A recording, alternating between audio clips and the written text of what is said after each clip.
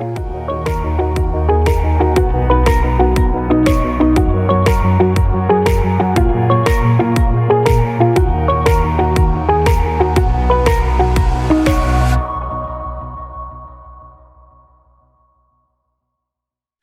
And Julie, it's a big reason why I wrote the book, because life is hard for everybody. And no one tells us that. No. Nobody tells us that. So when it gets hard, we think, oh my God, I'm just not cut out for it. Right. I just don't want to have what it takes, or I'm just not good enough because look, everyone else, it's so easy for them. It's not, it's a facade. It's not easy for anyone. And I wanted to share those things in the book so people keep going. It's like, listen, you can do it. It's hard for you. Of course, it was hard for me. Don't stop. Just get more help, but keep going. So where did the title come from? Unapologetically ambitious. It's interesting. I wanted the word ambitious in it because too many times in my career, people told me I was ambitious and it wasn't meant as a compliment. Which think about it, it's ridiculous, right? It's totally ridiculous. You would never raise your kids and say, work hard, do well, show leadership, blah, blah, blah, blah. And but don't be ambitious. Don't strive for anything. Right, exactly. Right? Makes no sense. Exactly. So anyway, so I knew ambitious, but I was like, I can't just call it ambition, right? What in the world? And then I was having a conversation with a group of women, as a matter of fact, friends, and we were talking about apologizing. And I said, I feel like we're raised from the cradle as women to apologize, because we apologize, 5-10% of the time because we've actually done something wrong. But the rest of it, 90 to 95% of the time, we apologize to make the rest of the world feel better. We apologize to show empathy, to ease tension, to show we care, right? We use apologies like people use salt, makes everything taste a little better, right? Well, apologies make the world smoother. But the problem is we're the only sex doing that. So they think that when we apologize, we're actually sorry. We are sorry. The answer is no. You got to stop doing that. And that's when it hit me. Unapologetically ambitious, because everyone has the right to be ambitious. Yeah. And take up space, baby. Like this sort of, somehow it's like, well, I don't want to ruffle any feathers, so I'm not going to take up too much space or be too ambitious. So that's fantastic. All right. So I love the book, and it's so clear from reading the book that you are so strategic about your goals. Like I mentioned earlier, I always sort of have this thing where it's, yes, I have goals and plans, but I don't have plans much more than 5 years out usually. So it feels like you set goals, you work through them, consistently driving towards them, and it paid off. Do you have advice for those of us who maybe haven't really planned out that far ahead? Like, what do you think about setting those goals, and how do you actually go after them? What would you advise my daughter, me? Well, first of all, let's just talk about the reason why. Why bother setting goals? And the reason why I think it's important to do it is because the odds weren't in my favor. And I learned that early. I mean, I'm a Black woman in tech. Odds are not in my favor to actually end up as a CEO, right, of a technology company. But for many of us in the world, the odds aren't in our favor to do the things that we want to do. If we just hope, we just work hard and hope, well, then we're playing the odds.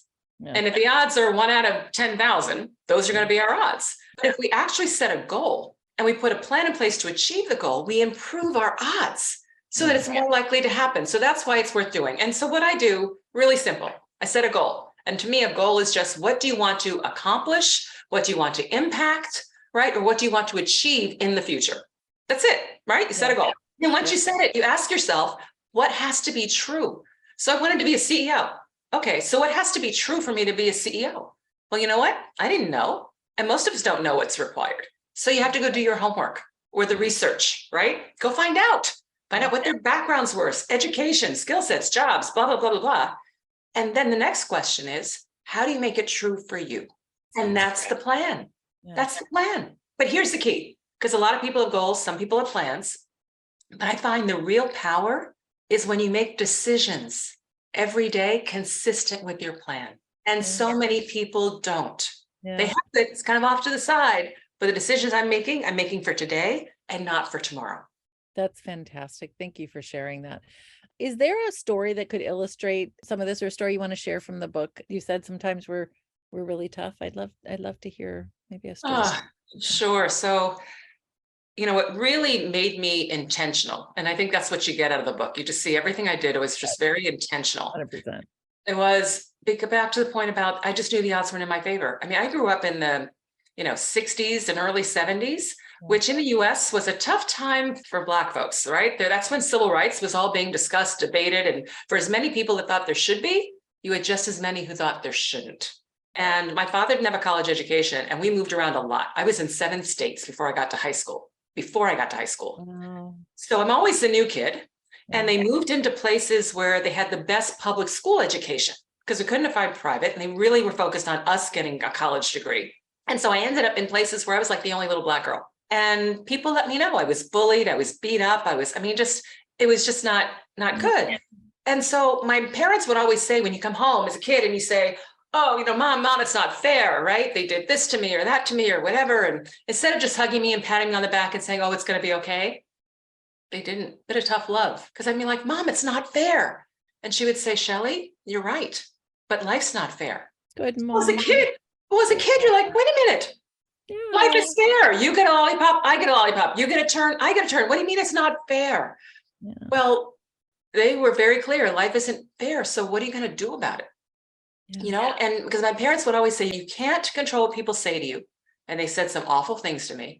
You can't control what they do to you, right? Same there. But you can control how you respond. Yeah. So don't let them win. And they win when they affect how you feel about yourself. That's when they win. So all of those things came together that really said to me, okay, I'll turn in my favor, but I have the ability to control how I respond and what I do. And therefore, I'm going to be intentional and go after what I want, because that's the only way I'm going to get it. And that's what really drove me all the way through my life. It's so interesting. Like my daughter, she's 30 and she's super talented and senior in her industry, right? And for a long time, I've said, oh, I can see you as the COO. And she was like, Mommy, I can't believe you're saying that to me. Stop.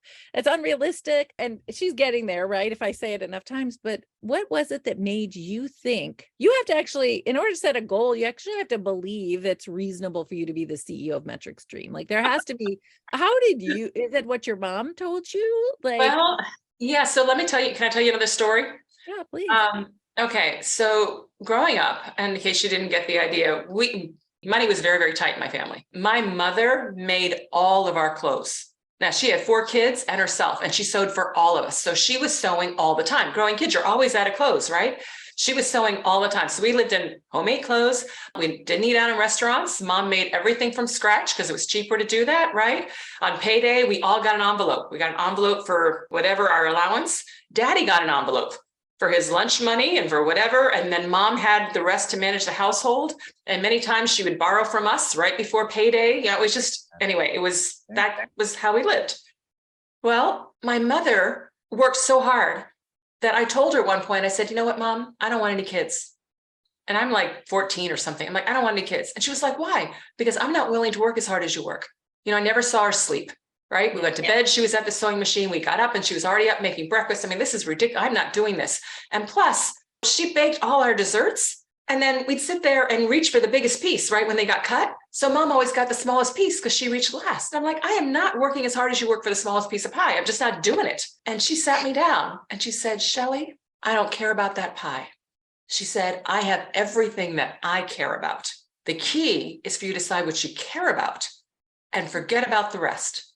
Because you can't have everything, but you can have what you're willing to work for and make the trade-offs for.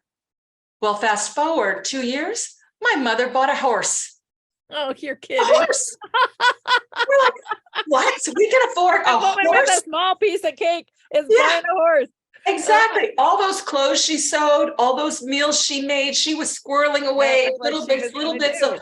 And over the 20 years of marriage, she saved up enough money to buy an old, this thing was 16 years old. This was not a but her dream was to have a horse. And she got her horse. So her whole point was decide what's important, work for that, but forget about the rest, right? Just prioritize. Yeah. And so I took that and I just got a little lucky. I had a conversation with a guidance counselor in high school. That junior year obligatory conversation. Are you going to college, right? And I said, yes, I'm going to college. She said, what do you want to do after college? And I said, I don't know. I just want to be able to keep the thermostat at 72 degrees. I want to be able to eat out at restaurants and travel. Those were all things that I couldn't do. That's what I wanted to be able to do. And she said, well, what do you like to do? And I said, oh, that's easy. Clubs. I had everything, American Field Service and French Club. I'm even a Girl Scout, but don't tell anybody, right? And more than that, I like leading them. And she said, well, clubs are like business. You pull people together and get things done. And I said, done.